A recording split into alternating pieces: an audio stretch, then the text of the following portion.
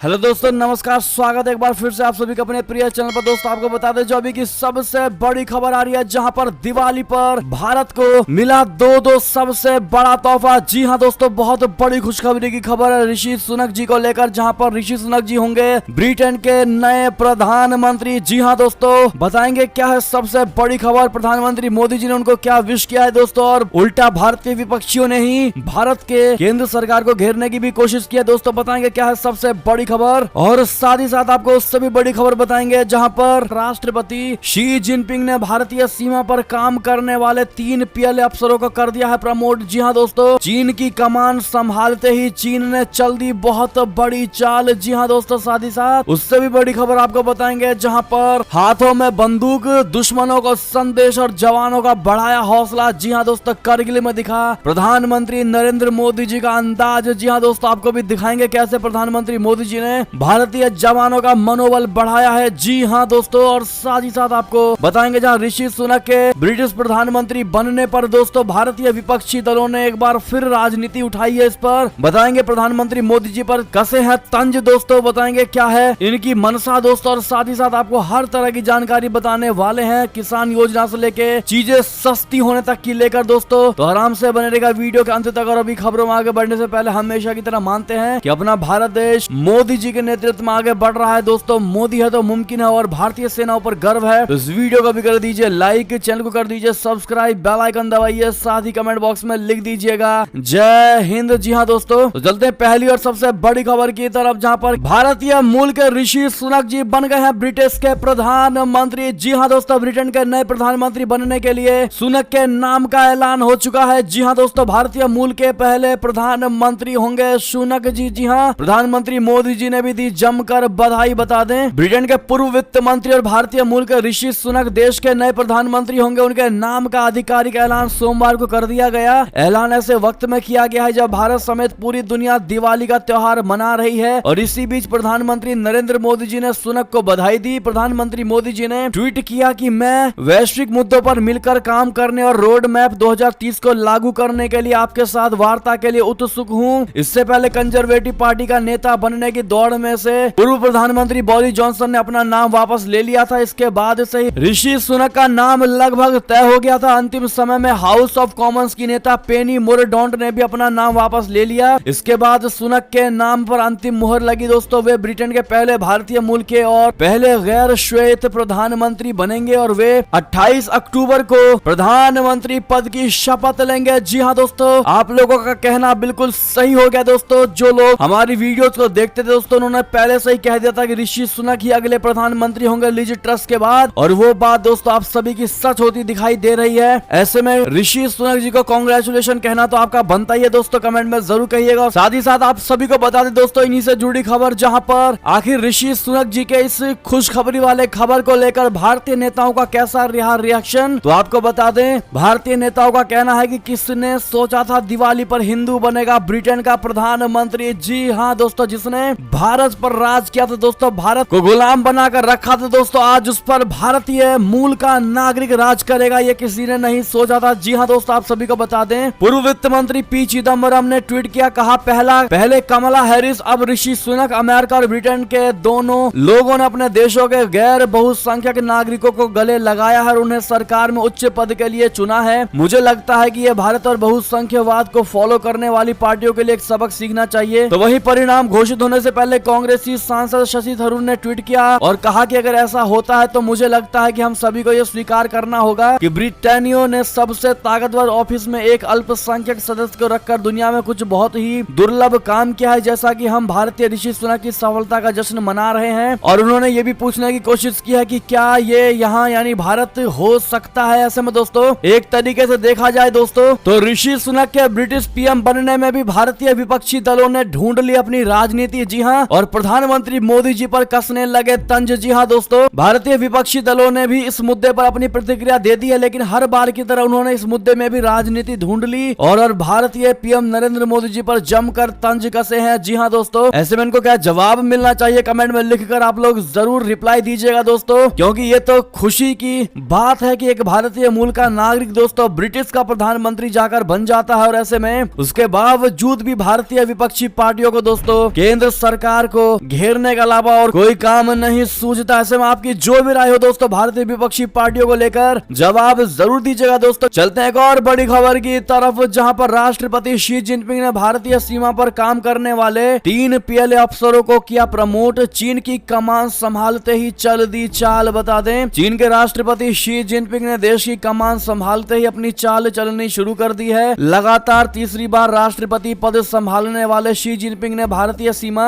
यानी Indian border पर काम कर रहे पीपुल्स लिबरेशन आर्मी यानी पीएलए के 3 अफसरों की को कम्युनिस्ट पार्टी में टॉप पोजीशन पर प्रमोट कर दिया है। द हिंदू की रिपोर्ट के मुताबिक भारत की सीमा से सटे पश्चिमी थिएटर कमांड के सेना का नेतृत्व करने में महत्वपूर्ण भूमिका निभाने वाले पीएलए के 3 जनरलों को महत्वपूर्ण ओहदा दिया गया है। दोस्तों रिपोर्ट के मुताबिक शी जिनपिंग ने भारतीय सीमा के पास काम करने वाले जनरल हे वेई दांग को 23 अक्टूबर 2022 को सेंट्रल मिलिट्री कमीशन के नए वाइस चेयरमैन के रूप में नियुक्त किया है। दोस्तों जनरल वेई दांग जू किलियांग की जगह लेंगे। इसके अलावा जिनपिंग के करीबी माने जाने वाले जनरल झांग युक्सिया सीएमसी में वाइस चेयरमैन बने रहेंगे। तो वहीं तीसरा प्रमोशन सैन्य अधिकारी जू किलिंग को दिया गया है। जी हाँ दोस्तों बता दें कि जू किलिंग साल 2020 में वेस्टर्न थिएटर कमांड में आर्मी कमांडर के रूप में काम कर चुके हैं। वेस्टर्न थिएटर कमांड ही भारत के साथ सीमा विवाद को डील करता है। जी हाँ दोस्तों ऐसे में इस खबर को चीन की राष्ट्रपति के बहुत बड़े चाल को दर्शाता है। दोस्तों उस नजरिए से इसको देखा जा रहा है क्योंकि अब फिर से एक बार दोस्तों चीन के राष्ट्रपति बन चुके हैं शी जिनपिंग और उनको अब चुनाव का भी डर नहीं है दोस्तों और किसी भी प्रकार से पद से हटने का डर नहीं है। और ऐसे में वो लगातार निडर होकर के दोस्तों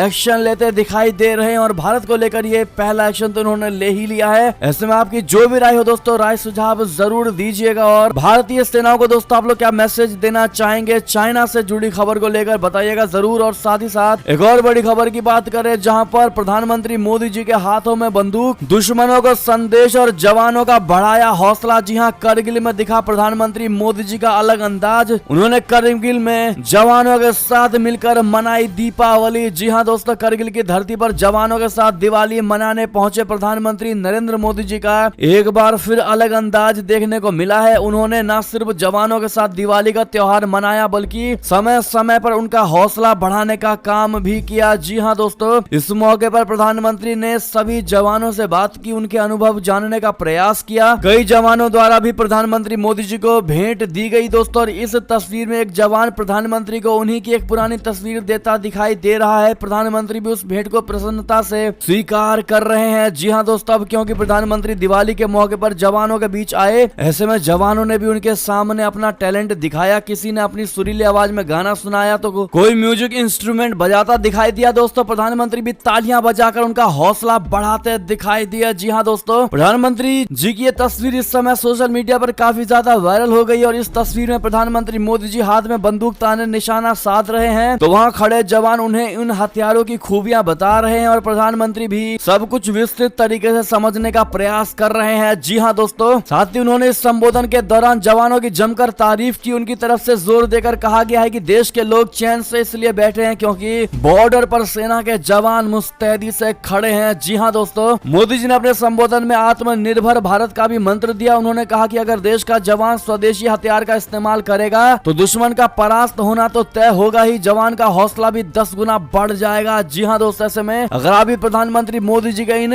मंत्रों का समर्थन करते हैं दोस्तों और मानते हैं कि भारत के लिए उनके ये सारे मंत्र दोस्तों प्रेरणादायक हैं और जवानों का हौसला बढ़ाने लायक है दोस्तों, तो मोदी है तो मुमकिन है कहना कमेंट में बिल्कुल मत भूलिएगा। और साथ ही साथ दोस्तों आपको बता दें इतना ही नहीं, मोदी जी के बाद सीडीएस अनिल चौहान भी जवानों के साथ दिवाली मनाने जम्मू कश्मीर पहुंचे। आर्मी चीफ ने सिक्किम में किया सेलिब्रेट। जी हाँ दोस्तों आप सभी को बता दें जम्मू कश्मीर में दिवाली को लेकर एलओसी आईवी पर दिवाली का जश्न, सीडीएस ने एलओसी पर जवानों से की मुलाकात। दरअसल जम्मू कश्मीर में दिवाली का जश्न धूमधाम से मनाया जा रहा है। लोगों के साथ जवानों ने भी एलओसी पर आईवी पर दीप जलाकर उल्लास और उमंग का त्योहार मनाया। श्रीनगर में सीआरपीएफ मुख्यालय, उत्तरी कमान उधमपुर में भी इस मौके पर कई कार्यक्रमों का आयोजन किया गया। Chief of defence staff general Anil Chauhan ने राजौरी सेक्टर का दौरा करके जवानों से मुलाकात की। उन्होंने राष्ट्र की सेवा में अपने प्राणों की आहुति देने वाले वीरों को नौशहरा में श्रद्धांजलि दी। इसके बाद वो दीपावली के कार्यक्रम में भी मौजूद रहे। जी हाँ दोस्तों तो उधर वायुसेना प्रमुख air chief marshal VR Chaudhary ने नियंत्रण रेखा पर तैनात वायुसेना और सेना के जवानों के साथ त्योहार मनाया और उन्हें दिवाली का शुभकामनाएं दिया और उन्होंने मिठाइयां बांटी और तैनात कर्मियों को बधाइयां दी। जी हाँ दोस्तों, ऐसे में आप सभी से रिक्वेस्ट है,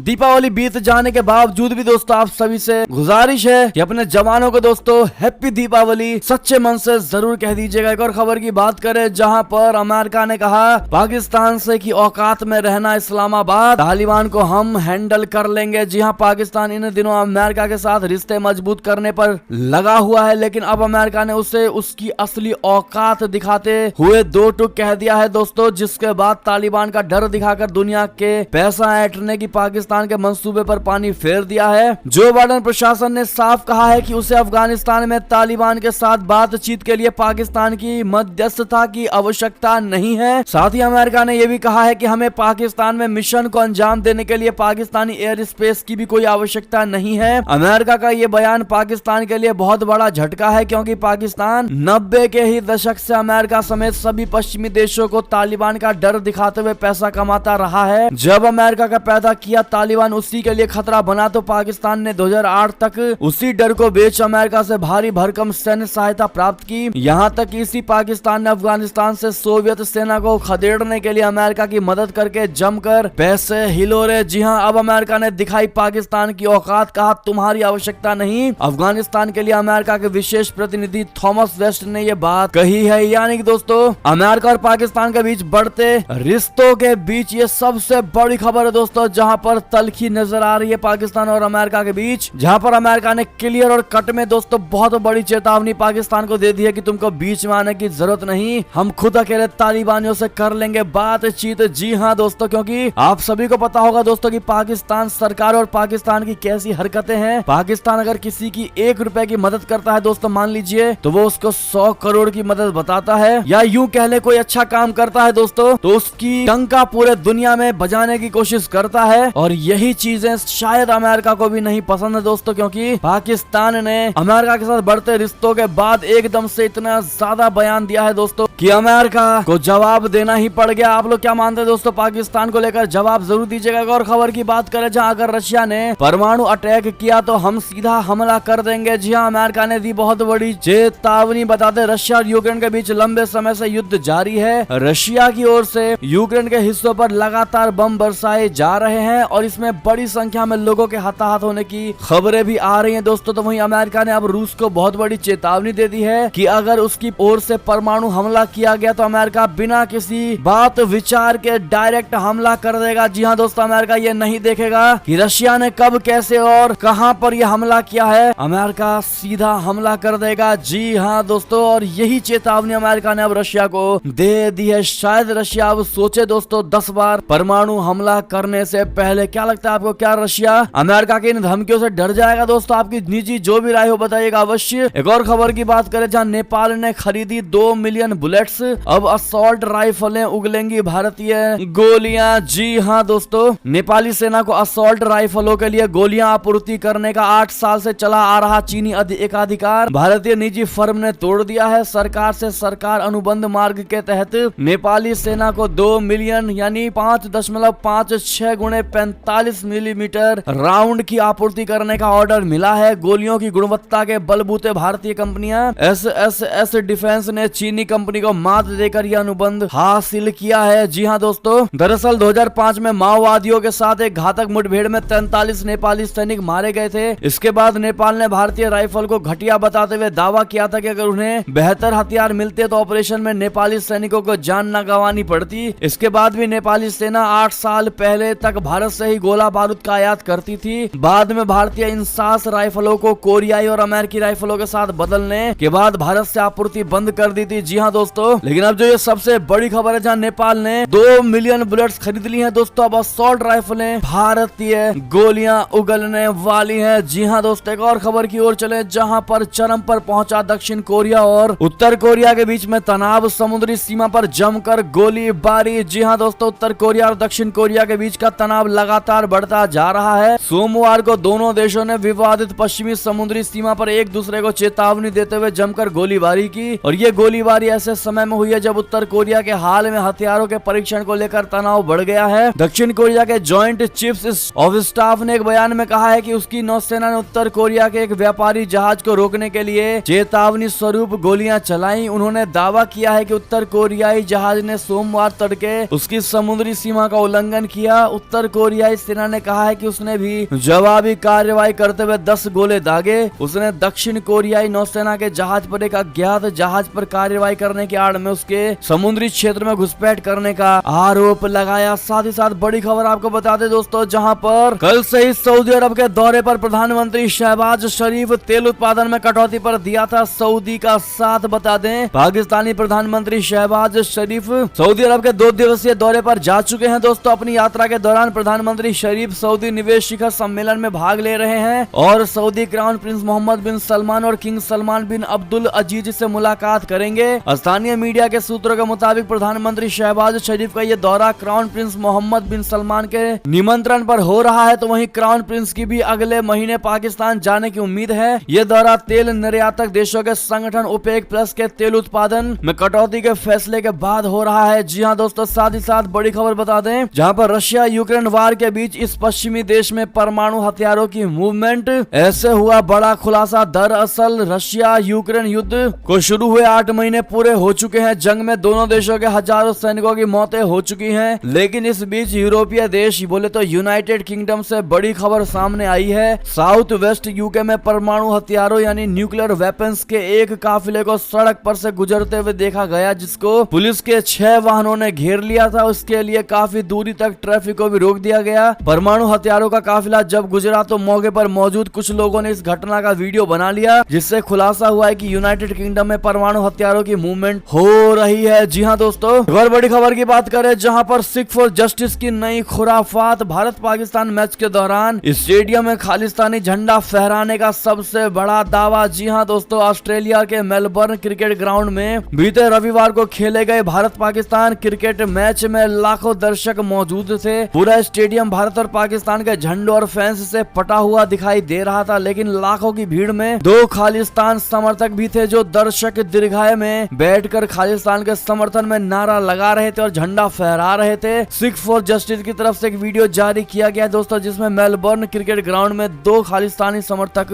बैठे दिखाई दे रहे हैं। आप भी देख पा रहे होंगे दोस्तों इस पिक्चर को। आतंकी संगठन सिख फॉर जस्टिस द्वारा जारी किए गए वीडियो में भारतीय और पाकिस्तानी क्रिकेट फैंस के बीच 2 खालिस्तानी समर्थक खालिस्तान का झंडा लेकर नारे लगाते हुए देखे जा सकते हैं। आतंकी संगठन सिख फॉर जस्टिस के प्रमुख गुरुपतवंत सिंह पन्नू ने वीडियो शेयर करते हुए लिखा है कि सिख फॉर जस्टिस हमेशा पाकिस्तान का समर्थन करता है। जी हाँ दोस्तों, एक और खबर की ओर चले, जहां पर भारत को ट्रोल कर रहा था पाकिस्तानी फैन। गूगल सीईओ सुंदर पिचाई ने कर दी बोलती बंद। दरअसल T20 वर्ल्ड कप में भारत ने पाकिस्तान को 4 विकेट से हराकर सुपर 12 स्टेज में अपने मिशन की कमाल की शुरुआत की और मेलबर्न में खेले गए इस मैच में टीम इंडिया के लिए विराट कोहली ने कमाल ही कर दिया था दोस्तों। मैच के बाद कई गजब के रिएक्शन आए और हर किसी ने पाकिस्तान को जमकर ट्रोल किया। खास बात यह कि गूगल के सीईओ सुंदर पिचाई ने भी भारत पाकिस्तान मैच पर एक पाकिस्तानी फैन के मजे लिए। जी हाँ, दरअसल सुंदर पिचाई ने सोशल मीडिया पर दिवाली की बधाई देते हुए भारत पाकिस्तान मैच के आखिरी 3 ओवर्स का जिक्र किया और इसी ट्वीट के जवाब में एक पाकिस्तानी फैन ने सुंदर पिचाई को शुरुआती 3 ओवर देखने की सलाह दी, जिसमें केएल राहुल रोहित शर्मा आउट हुए थे। सुंदर पिचाई ने इसके बाद जो जवाब दिया वो कमाल का था, आप वो जवाब देख पा रहे होंगे। जी हाँ दोस्तों,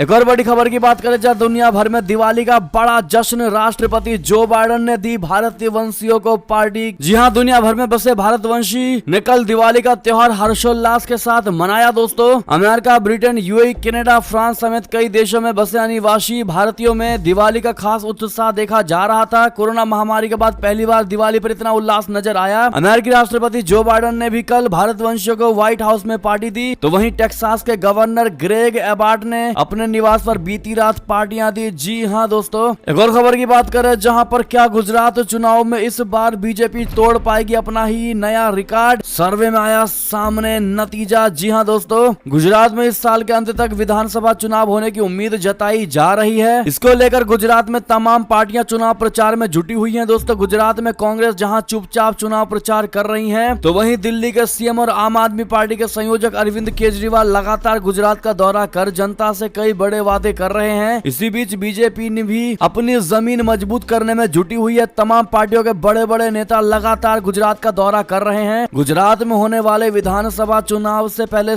वोटर ने एबीपी न्यूज के लिए सर्वे किया है। सर्वे में ये पता लगाया गया है कि गुजरात में किस पार्टी को कितने सीटें मिल सकती हैं दोस्तों। यानी कि अगर सवाल ये आपसे बताएं कि वहाँ के लोगों से जब सवाल पूछा गया कि गुजरात में किसकी जीत की संभावना है, तो गुजरात में सी वोटर द्वारा कराए गए सर्वे में नतीजे सामने आए हैं कि गुजरात में एक बार फिर बीजेपी की सरकार बनने की संभावना है। सी वोटर के आंकड़ों के अनुसार गुजरात में 63% लोग ये मानते हैं कि गुजरात विधानसभा चुनाव में बीजेपी जीतेगी, 9% मानते हैं कि कांग्रेस जीतेगी और 19% लोगों का मानना है कि आम आदमी पार्टी जीत सकती है। गुजरात में किस पार्टी को कितनी सीटें मिलेंगी इसको लेकर भी ओपिनियन पोल सामने आए हैं। जी हाँ दोस्तों, बता दें कि उत्तर गुजरात में सीटों के मामले में बीजेपी को 20 से 24 सीटें, कांग्रेस को 18 से 12 सीटें, आम आदमी पार्टी को 0 से 1 सीटें और अन्य को 0 से 1 सीटें मिल सकती हैं। साथ ही साथ दक्षिण गुजरात में किससे कितनी सीटें मिलेंगी, तो बीजेपी को 27 से 31, कांग्रेस को 3 से 7, आम आदमी पार्टी को 0 से 2 और अन्य के खाते में 0 से 1 सीटें आ सकती हैं। जी हाँ दोस्तों, ऐसे ही हर तरह की जानकारी हमने स्क्रीन पर दे दी, आप देख पा रहे हो दोस्तों ये सर्वे। अगर आपसे ये सवाल पूछा जाए दोस्तों, आपके हिसाब से गुजरात में किसकी सरकार बनेगी तो क्या कहेंगे आप लोग, बताइएगा जरूर। एक और खबर की बात करें जहां भारत पाकिस्तान की तरह हमने भी एक मैच खेला और जी हां, एकनाथ शिंदे ने उद्धव ठाकरे का उड़ाया मजाक। बता दें महाराष्ट्र के सीएम एकनाथ शिंदे जी और पूर्व सीएम उद्धव ठाकरे के बीच जुबानी जंग जारी है। इसी बीच महाराष्ट्र के सीएम एकनाथ शिंदे के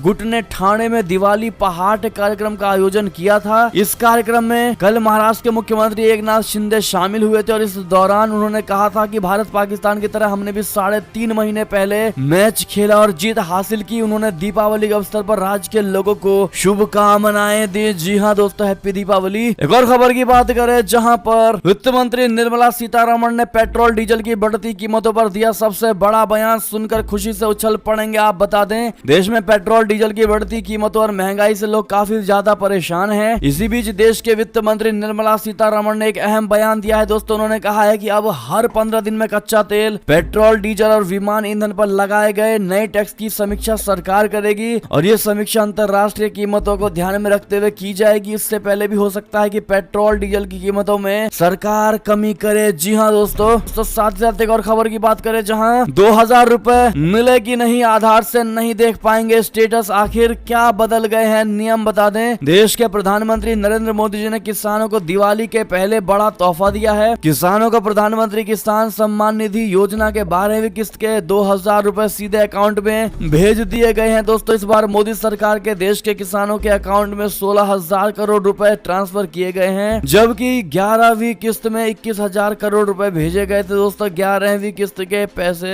10 करोड़ किसानों को मिले थे और इस बार 12वीं किस्त के पैसे 8 करोड़ किसानों को मिले हैं। जी हाँ दोस्तों, साथ ही साथ इससे जुड़ी सारी जानकारी हमने स्क्रीन पर दे दिया है दोस्तों, आप देख ही पा रहे होंगे। साथ ही अंतिम खबर की बात करें जहां पटाखे जलाने का असर, दिल्ली के कई इलाकों में सामान्य से 10 गुना ज्यादा प्रदूषित हुई हवा। जी हां, दिवाली पर दिल्ली में प्रदूषण पर सारी भविष्यवाणी सही होती नजर आ रही है। देश की राजधानी दिल्ली और एनसीआर में दिवाली की सुबह से ही वायु गुणवत्ता सूचकांक यानी एयर क्वालिटी इंडेक्स बेहद खराब श्रेणी में है, जो रात होने के साथ पटाखों के धुएं और बिगड़ता जा रहा है। जी हाँ दोस्तों, साथ ही साथ ये थी अब तक की सारी बड़ी खबरें। आपको हमारी खबर कैसी लगी दोस्तों? अगर थोड़ी भी अच्छी लगी तो इस वीडियो को भी अपने भाई बंधुओं में व्हाट्सएप, फेसबुक, ट्विटर के जरिए पूरे भारत में शेयर करना बिल्कुल मत भूलिएगा और अभी कर दीजिए इस वीडियो को लाइक, चैनल को कर दीजिए सब्सक्राइब, बेल आइकन दबाइए, साथ ही कमेंट बॉक्स में लिख दीजिएगा जय हिंद जय भारत। तो मिलते हैं आपसे अगली बड़ी खबर में, तब तक अपना ख्याल रखिएगा दोस्तों। आप सभी का बहुत बहुत धन्यवाद साथ देने के लिए, साथ बने रहने के लिए। जय हिंद जय भारत, जय श्री राम, वंदे मातरम, हर हर महादेव।